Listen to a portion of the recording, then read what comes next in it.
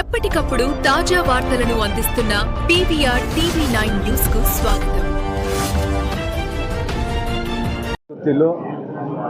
Guntur cooperative bank branch ఇక్కడ open చేయడం నాకు చాలా సంతోషంగా ఉంది.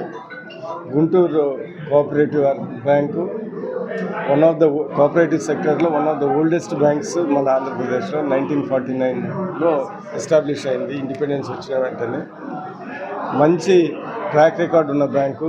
దగ్గర 1200 కోట్ల టర్న్ ఓవర్ చేసింది.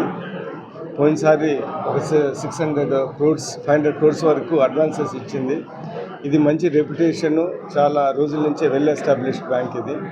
చీమకుర్తి అంటే అనేక ఇటు మైనింగ్ ఇండస్ట్రీ, ఇతర ఇండస్ట్రీ, ఇది మంచి లొకేషను.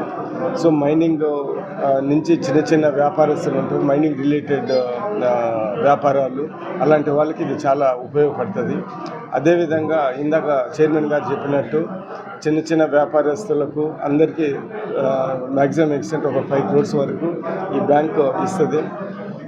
ఇది ఆర్బీఐ రూల్స్ ప్రకారంగా పక్కాగా అన్ని రూల్స్ పాటించి ఉండే బ్యాంకు. అంటే ఆల్మోస్ట్ మనము షెడ్యూల్డ్ బ్యాంక్స్ మాదిరే ఇది. కానీ దీంట్లో ఏంటిదంటే కొద్దిగా తొందరగా లోన్స్ ఇవ్వటము, పర్సనలైజ్డ్ కేర్ ఉంటుంది.